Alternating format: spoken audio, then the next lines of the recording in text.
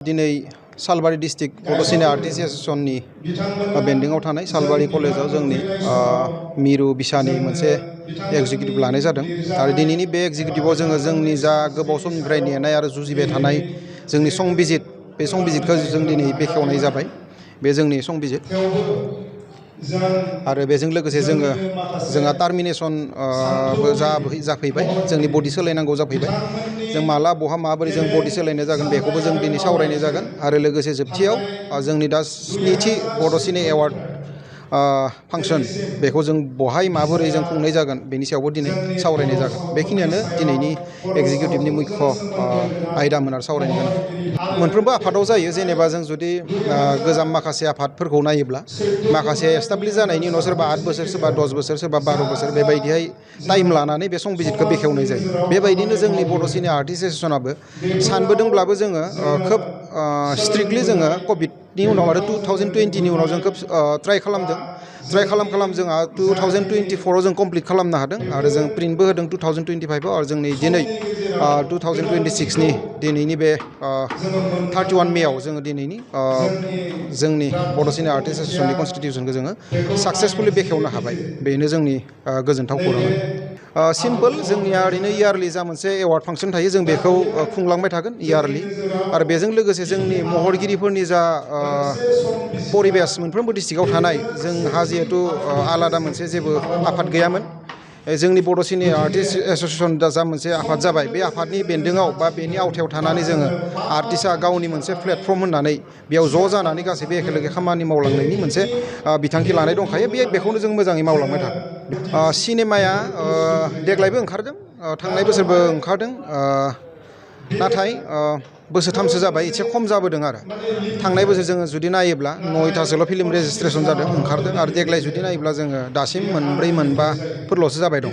दा बे मानि थाखाय जादों जों बेखौ माखासे समाव जों सावरायदों आरो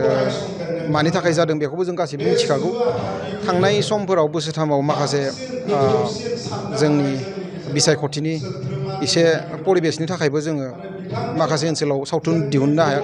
देखायनो हायाखै बेनि थाखायबो प्रडिउसारफोरा बे बिसायख'थिनि समाव खोब खम सावथुन दिहुनो आरो बेजों लोगोसे बोथोरनि बाथ्रा थाहैबाय जोंनि जा मोनसे अपेन स्टेज जायो अपेन जिथु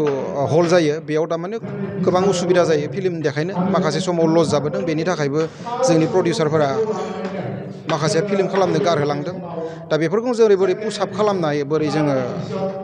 एनकारेज खालामनाय जोंनि प्रडिउसारफोरखौ बेनि सायाव जों सावरायगासिनो दं आरो उननि समफोराव जिहेतु जोंहा 2-3 हलबो जाबाय आरो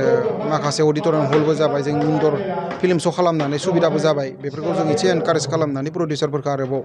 सावथुन दिहुननायाव जों हेफाजाब होबावगोन होननानै जों बेबायदिनो सावरायनाय जादों आरो बिथांखि माखासे लानाय जादों बेयो जोङो गासैबो फिल्म नायोबा जों मिथिगौ जेनेबा फार्स्टआवनो जोंनि जा टेलेन्ट एक्टिं खालामनाय जा टेलेन्ट बेखौ जों गासैबो मिथिगौ माबोरै जानो नांगौ बेयो मोजां जानांबाय आरो जोंनि जा बर'नि गेजेराव सोलिबाय थानाय जा मोनसे स्क्रिप्टफोर जोंनि जा सावथुनफोर बेखौ जों नायोब्ला जास्ट एभारेज मोनसे टेलेन्ट बे एक्टिंनि बे टेलेन्टआ थानांबाय आरो बाखिजों लोगोसे फाइटिंआव एसे टेलेन्ट थानांगौ आरो एसे मोसानायनि टेलेन्ट थानांगौ बेखिनियानो जथेस्थ' आरो बेयो बोसोरथामनिफ्राय बोसोरब्रै जाबाय एसे दावखोदों होननानै जों बुंनो हायो जोङो जुदि नायोब्ला गवा इन्टारनेसनेल फिल्म फेस्टिभेल बेयाव जोंनि सिजौआ बर' फिल्म 26 बोसोरनि उनाव जोंनि बर' फिल्मा बेयाव देखायजानो जायगा मोन्दों अम प्रकाश दानि सिजौ फिल्म आरो जों दाखालि नायोब्ला सिंखायाबो दाखालि माखासे इन्टारनेसनेल एवार्ड लाबोनो हादों बे नाथाय मिडिया काभारेज खालामजायाखै जों मिडियाफोर बिथांमोनखौबो जों खावलायो नोंथांमोनाबो माखासे समाव एसे नोजोर होनानै नाय गवा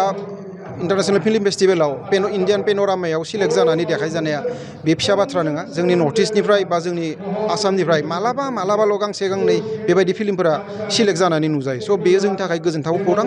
नाथाय जों मिडिया फकास खालामनाय नुवाखै काभारेज खालामनाय नुवाखै आरो दाखालि सिंखायाबो माखासे एवार्ड बोखांनो हादों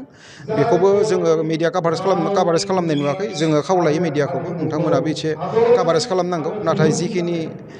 एवार्ड लाबोदों दाखालि सिंखाया बेयो गोरलै बाथ्रा नङा गोबां बोसोरनि उनाव आरो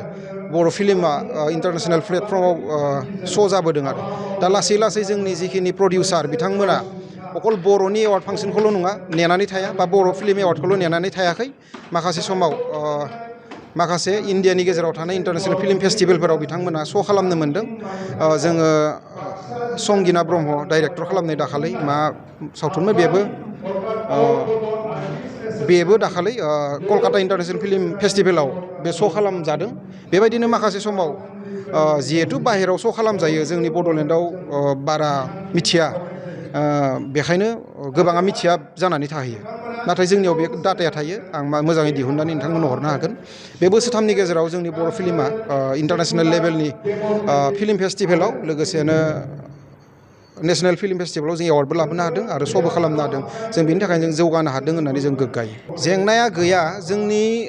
बर' फिल्म देखायनाया मोनसे सेसन थायो। जेनेबा जोङो 17 सेप्तेम्बर होननानै हमना ला,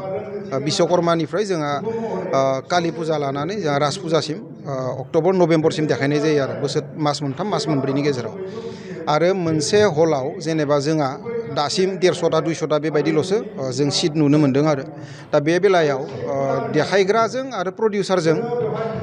खोब मुलाम्फा जानाय बायदि जों नुवाखै। जिहेथु जोङो गोबां रां बाहायनानै सावथुन बानायनाय जायो प्रडिउसारफोरा। बै रांखिनिजों मोननो गोनां रांजों गोरोबहैयै बायदि नुदों आरो फिल्म हलावबो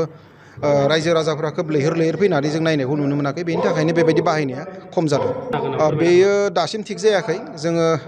दिनैनि बे एगजिकिउटिभ मिटिङाव बे जायगा आरो बै मथा मथि डेट बा जागोन मासनि डेटखौ जों फिक्स खालामनाय जागोन आरो बे दसे उनाव ओंखारगोन।